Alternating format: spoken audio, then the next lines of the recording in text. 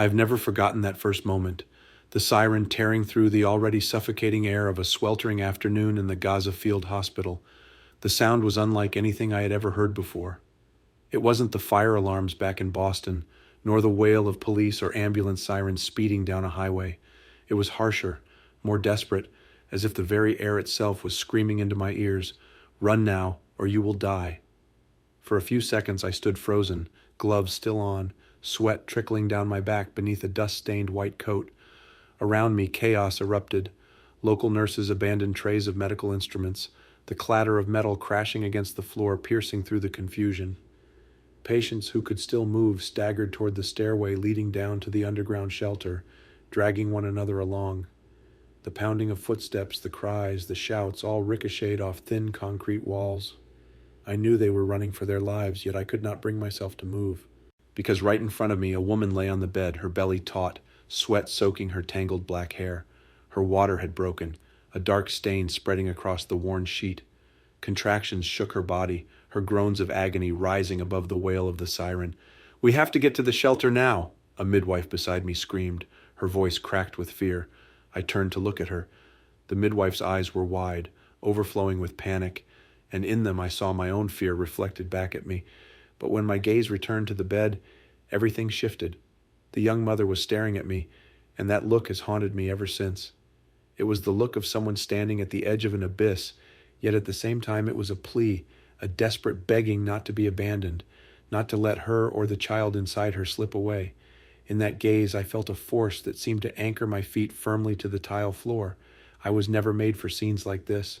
I grew up in a comfortable suburb of New York, in a house with a neatly trimmed lawn, a shiny SUV always parked in the garage, summers spent in Florida, and dinners bathed in warm yellow light. My path into medicine had been smooth: years at a prestigious university, residency at a major hospital, then the fellowship everyone dreamed of. I was accustomed to modern delivery rooms, packed with machines with teams of nurses attending every second, and storerooms overflowing with supplies. And then, in a moment of impulsive idealism, I signed up for an international medical relief program. I thought it would be a special experience, something to give my already polished resume a touch of meaning. I even imagined myself one day writing a memoir about my time in a war zone, adding a brush of adventure to the story of my life. I had never imagined that within just a few days, I would be forced to face a life-or-death moment like this, a moment no textbook, no lecture at Harvard or Johns Hopkins could have ever prepared me for. Outside, the thunder of gunfire shook the air, each round pounding against my chest as if aimed straight at me. I could hear the whistle of shells cutting through the sky, slamming into walls, exploding somewhere frighteningly close. Every nerve in my body wanted to tremble, wanted to run with the crowd into the shelter below, but then the woman on the bed let out a cry, her sinewy hand clutching my wrist so tightly I felt her nails pressing through the glove into my skin. "Please don't leave me," she whispered in broken English, her frail voice carrying the weight of a command. My heart clenched. In that instant, all the images of my peaceful home in America, of warm dinners bathed in soft light, of classrooms stacked with medical books, all of it dissolved. All that remained was this suffocating room, pierced by the wail of sirens and the roar of bombs outside. All that remained was a woman fighting for her life and a child who had yet to see the sun. I had to choose. On one side was instinct, the urge to run, to save myself, to make it back to America, back to my family and the bright future I had built. On the other was the duty of a doctor, the duty of a human being, to stay, to face the danger, simply to keep alive the chance of survival for two strangers. That moment stretched into eternity. Time seemed to stop, leaving only the sound of my heart pounding wildly inside my chest. Then I felt myself nod, and my own voice rose, steadier than the trembling inside me. "We stay. This child has to be born." The midwife stared at me in shock before shouting, "You're insane. We're going to die." Maybe she was right. Maybe I truly had lost my mind. But in that moment, turning my back was no longer an option. I dragged a metal table across the door, an empty gesture meant only to trick myself into feeling safer, then returned to the bedside. The young mother arched with another violent contraction, sweat streaming down her face. I took her hand, forcing my voice to stay calm. "It's okay. You're going to be okay. I'm here."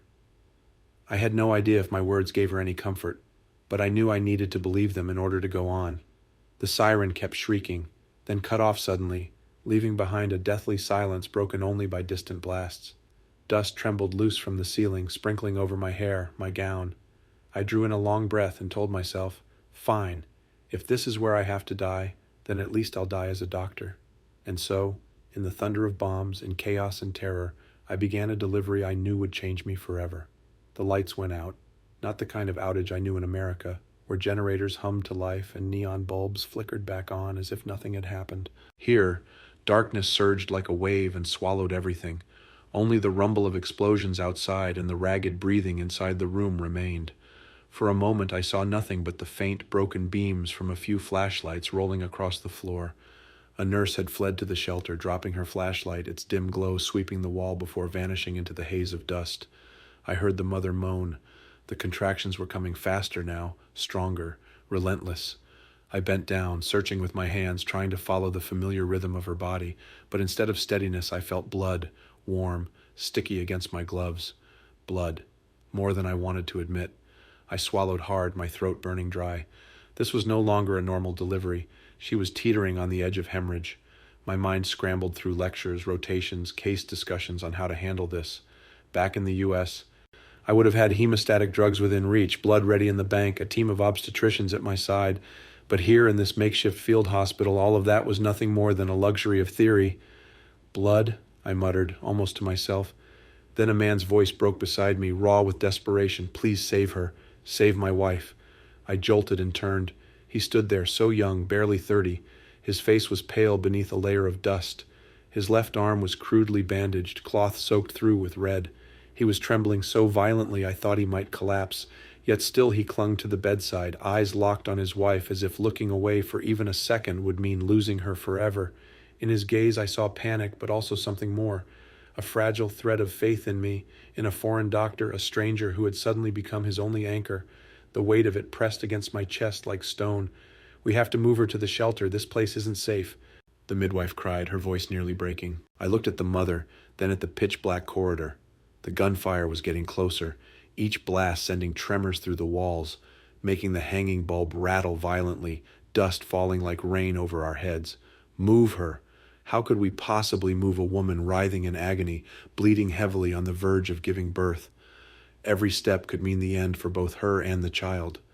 "No," I rasped, my voice hoarse. "If we take her off this bed now, she'll die on the stairs." Her husband pressed his hands together as if in prayer, as if in supplication. "Please don't leave her. Please stay." A deafening explosion erupted just beside the building, rattling the windows until they shattered, shards crashing to the floor. Screams rose from the lower level. The entire room swayed, and by instinct the husband and I both dove to drag the mother beneath the metal table for cover. In that narrow, suffocating space, I could smell blood mingling with the acrid smoke of gunpowder. A fallen flashlight rolled toward us, its dim beam flickering across the mother's pale face. Her lips trembled, colorless, her wide eyes drowning in pain. I gripped her hand and whispered, "It's okay. I'm here. We'll get through this." Yet inside I had never felt so powerless. Western medicine had never taught me how to be a doctor in the midst of war. I knew how to calculate oxytocin doses, how to handle complications, how to monitor a fetal heart rate. But here, without drugs, without monitors, without even electricity, what was I supposed to do? I remembered the lecture halls in Boston, bright white lights, crisp slides on the screen, the professor's steady voice. In the event of hemorrhage, always ensure immediate blood transfusion. I almost wanted to laugh. A transfusion? I didn't even have a single bag of blood in this entire building. The textbook suddenly felt like a cruel joke. The mother screamed, another brutal contraction tearing through her, and then more blood, pouring faster, dark red in the dim light. My heart sank. She could lose everything right here in my arms. "Do something," her husband cried out, his voice cracking apart. My hands trembled, but I forced myself to stay steady. I tore more fabric from the sheets and pressed hard to stem the bleeding. I knew it would only hold for a moment, but at least it was something. At that point, the room held only the three of us, a mother clinging to life, a wounded but steadfast husband, and me, a doctor from America tasting for the first time the raw helplessness of my profession. Outside, the war howled on, bombs and gunfire reverberating in the distance, but inside this room We were trapped in our own world, a world of blood, of pain, and of fragile hope. I could hear my heartbeat, fast and pounding. I could hear the husband's whispered prayers, tangled with choked sobs. Dear God, please save my wife. Please save our child. His prayer caught in my throat. I didn't know if God was listening, but in that moment, I knew I had to go on. There was no space for surrender. I drew in a breath, pressed my hands more firmly, and whispered, half to them, half to myself, all right, we are not giving up. Not here. Not now. Another explosion shook the walls, but this time I didn't flinch. I had made my choice, and I would see it through the darkness, through the trembling of my own hands. That was when I realized being a doctor was not only about knowledge, not only about skill. Sometimes it was simply staying, holding someone's hand, and refusing to let them die alone. Smoke and dust seeped into the room, the acrid sting of gunpowder burning my throat raw. I tried to breathe through my nose, but the air was so thick it felt like swallowing hot coals with every breath. The mother couldn't contain her cries any longer, her screams tearing from deep within her chest as the pain crushed her.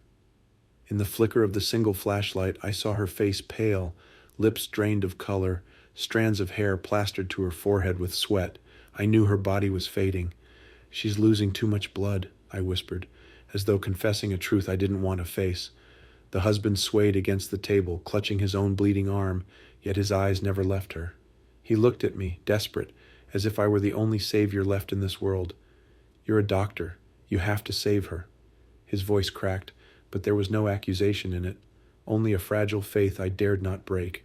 I drew in a breath, forcing myself to push away the bombs outside, the bone-rattling thunder. I had to focus.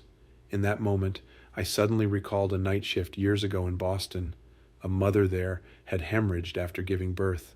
I was still a resident then, clumsy, terrified, but I had an entire team around me, experienced nurses, senior doctors, a blood bank with endless reserves.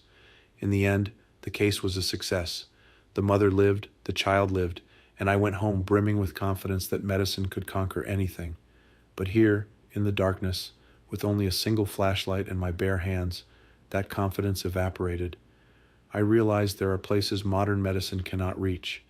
In Gaza, all I had was determination, and a fear tightening around my chest like a vice. A violent tremor shook the room, sending us reeling. The husband and I pressed the mother down against the ground, as if this metal table were the last fortress left. Metal screeched above, a slab of plaster crashing down beside my head. In that split second I caught his gaze. It was filled with terror, yet also with resolve. This man, though bleeding himself, never once considered running. He clung to his wife like a soldier standing firm on the edge of life and death. And it shamed me.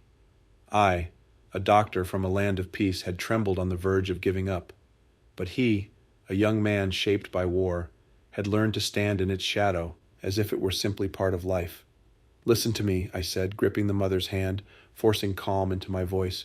We can't wait any longer. The baby has to come now. The midwife, her face streaked with dust, shook her head frantically. No medicine, nothing. We'll kill them both. No, I answered, firmer than I had ever sounded. If we do nothing, they'll die right here. I didn't know where that steel came from. Maybe from the desperate fire in the mother's eyes, or from the broken prayers of her husband, but I knew my only choice was to deliver this baby, no matter how impossible the conditions. I stripped off the blood-soaked gown, keeping only my torn gloves. The fallen flashlight rolled closer, casting a trembling beam across the dusty floor. I guided the midwife to steady the mother's head while I knelt down, hands moving to their familiar place. Another contraction tore through her body, arching her back, her scream echoing through the cramped room. I forced myself to focus, ignoring the bombs outside that pounded like a mad symphony. More blood spilled out. I bit down hard on my lip until I tasted iron, my hands shaking but steadying again. I knew this was no longer medicine from the textbooks. This was instinct, pure determination not to let a life slip away in my hands. Beside me, the husband knelt, his hands trembling as they clutched the edge of the table, lips moving in a constant stream of prayer. Every time his wife screamed, his whole body convulsed, as though he were feeling the pain himself. In that moment, I understood. Being a doctor wasn't about carrying the world alone. Sometimes it meant sharing the weight with a patient's family, becoming part of the fragile faith they held on to. And I knew they were holding that faith in me. I could not betray it. Another explosion roared, this one against the very wall of the hospital. The room shook violently, dust so thick I could barely see. The flashlight rolled away, its weak glow fading until it disappeared. We were plunged into total darkness. I could see nothing, only the feel of my hands and the sound of the mother's screams. I had to do everything by touch, by memory, by faith. And in that darkness, I felt for the first time the raw helplessness of medicine. No machines, no drugs, no light, nothing, only a life slipping away before me. I felt small, so small I nearly drowned in despair. But then, in that same darkness, I heard something else. A heartbeat, weak, fragile, but there. Pressing my ear to the mother's belly, I listened, and amidst the chaos, the fetal heartbeat still pulsed. Slow, faint, but alive. I exhaled, as if that sound alone were oxygen for me. "The baby is still alive," I whispered, for the whole room to hear. The husband broke into tears, dust streaking down his cheeks with every drop. He nodded again and again, choking out, "Thank you, God." A flicker of light suddenly broke through. The midwife, her hands trembling, held up an old phone, its tiny screen glow weak but enough to push back a corner of the darkness. We looked at each other, then nodded. I knew. The time had come. "She has to deliver now," I said, my voice firm. I placed my hands on the mother's belly, guiding her to push. Her husband clutched her hand tightly, weeping and urging her on, even as blood from his own arm dripped steadily onto the floor. Each contraction was a battle, each breath a struggle for survival. I knelt on the cold ground, my knees throbbing, but none of that mattered anymore. Outside, bombs still thundered, but here life itself was fighting to enter the world. In that moment, I knew I had crossed a line. I was no longer the American doctor who came to Gaza for an experience. I was the only doctor, in a small room, in the middle of war, trying to keep a woman and her child from slipping away. And I realized sometimes medicine isn't about saving lives with technology or drugs, but simply about staying when everyone else runs, and holding on to that fragile life with everything you have. Outside, the explosions still thundered, but inside this room, I no longer heard the war. All I could hear was my own heartbeat and the ragged breathing of the mother, and I knew my real battle was only just beginning. A deafening blast shook the entire building, the floor beneath me threatening to give way. Chunks of ceiling crashed down, dust flooding the air until I could barely tell breath from the roar of destruction. The faint glow from the phone died, plunging us into suffocating darkness. Metal collapsed in the hallway, glass shattered into pieces, and through the chaos rose the piercing cries of the mother, painful, desperate. "No, no, I can't," she screamed, her voice breaking apart. "You can, you must," I whispered, though my own body was trembling. The dust burned my eyes raw, forcing me to blink rapidly until I caught a flicker of light rolling across the floor, a small flashlight near the table leg. I snatched it up, my hand shaking, and its wavering beam illuminated the young mother's face, exhausted, lips pale, eyes wide with fear. And then I saw it, the moment every obstetrician waits for. The baby's head had begun to crown. I tightened my grip, forcing down the push, just a little more tremor in my chest. "Hey!" The husband collapsed at his wife's side, his wounded arm trembling as he held her shoulder, his voice breaking into a mantra. "You can do this. You can do this." A violent contraction, a scream that tore through the room, and then finally the baby slipped free, red and slick in my hands. For a heartbeat, the war vanished. Outside, the bombs still fell, but in this room there was only one sound, the cry of new life, thin, fragile, yet it split the air like a blade through the suffocating silence of death. That cry lit a fire in my chest. I looked up to see the husband sobbing, his face twisted with emotion, and the mother, drained and trembling, smiling through her tears. We had done it, or so I wanted to believe, but the joy lasted only minutes. The cries weakened, then stopped. I felt the tiny body in my hands shudder, then go limp. The baby's skin turned dusky blue, breath rattling in shallow gasps before falling still. "No, no," I whispered, shaking the fragile body as if sheer will could pull it back. The husband collapsed to his knees, his wail raw with despair. "Please, please save my child." The mother, drenched in sweat and tears, whispered so faintly I had to lean close to hear, "My baby, please." The room sank into a silence more terrifying than the bombs and gunfire outside. My heart plummeted. Pressing my ear against the infant's chest, I caught it, still a heartbeat, faint and flickering like a candle about to go out. I began compressions with two trembling fingers trying desperately to keep rhythm, but with my shaking hands and panicked heart, I felt myself slipping into helplessness. This was what the textbooks had spoken of: neonatal respiratory distress. I knew the protocol, I knew what should be done: oxygen mask, bag valve ventilation, adrenaline, but I had none of it, only darkness, dust, and my bare hands. I felt like a fraud, a doctor from America, armed with all the knowledge of modern medicine, reduced now to a helpless man watching life slip away. And then, the young midwife, the one who had fled when the sirens first wailed, suddenly returned. Her face was smeared with dust, her hair disheveled, but clutched in her arms was a small medical kit. She dropped to her knees beside me, gasping, "I found this in the storeroom. Try it." Inside were only a few worn instruments, a tiny suction bulb, and an oxygen tube cracked along its length. But to me in that moment it was as precious as gold. I looked at her, our eyes locking. The fear was gone, replaced only by resolve. Together we worked in the cramped space beneath the table, while explosions shook the world above us. I pressed on the baby's chest, gave breaths. The midwife fought to keep the broken oxygen tube working, even as air leaked constantly from its fractures. The husband knelt beside us, his bloody hands clasped in prayer, words tumbling out between sobs. The mother, nearly unconscious from blood loss, still searched for her child with her eyes, her lips moving soundlessly. Each second stretched into eternity. Sweat dripped into my stinging eyes, but I did not wipe it away. The whole of this child's life rested in my hands. I thought of my night shifts in America, monitors glowing with heart rates, suction machines, oxygen lines, whole teams of physicians at the ready. There, I only had to give an order, follow protocol, and life could be pulled back. Here, all I had left were my two hands, and those hands were trembling. "Please don't give up." The husband's voice was hoarse, almost breaking into a plea. "I beg you, save my child." His wounded arm still bleeding, he sank to his knees, hands shaking violently in prayer, his sobs louder than the bombs outside, and me, my hands stiff, my heart sinking into an abyss. There was no time for fear. I laid the baby down and began chest compressions, breaths of air. No mask, no bag valve, no equipment at all. Only my breath and my unsteady hands. The young midwife knelt beside me, struggling to keep the cracked oxygen tube delivering its fragile stream. With every compression on that tiny chest, it felt as though the weight of the world pressed against my fingertips. I couldn't let it go dark. Not here. Not after we had survived all this fire and fury to reach this moment. "One more time," I whispered.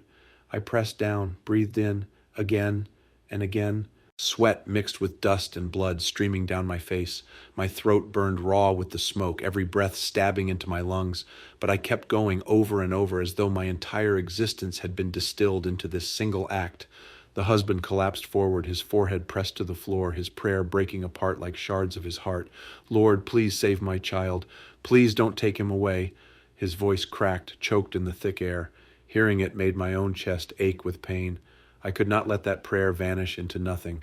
I thought of the quiet nights back home, the laughter in a lit kitchen, children running in the yard, the gentle eyes of my mother, and I understood. For this couple, the baby was the only light in the darkness of war. If that light went out, their entire world would collapse. And I knew, if I let this child die, a part of me would die too. I pressed again, harder, steadier. The young midwife suddenly cried out, "It's responding, I see it." I froze for half a breath, listening. Then a gasp, fragile, broken, but it was life. I pushed on, refusing to stop. And then, like a miracle, the baby let out a cry. Not faint, not fleeting, loud, piercing, filling the cramped room, drowning out even the bombs outside. The mother burst into tears, a single stream carving down her pale face. She reached out trembling to take her child. The father rose, wrapping both mother and newborn in his arms, sobbing without words. My hands fell away and I collapsed onto the floor, my whole body drained. My heart pounded, chest aching, yet through my eyes the world blazed with light. The young midwife dropped beside me, her dusty hand resting on my shoulder. Her breath came fast, but in her eyes shone the spark of faith pulled back from the dark. "We did it," she whispered, her voice trembling but firm. I looked at her, then at the young family across the room. They clung to each other so tightly it seemed they might dissolve into one another. The husband pressed his face against the baby, as if his body alone could shield the child from the entire world outside.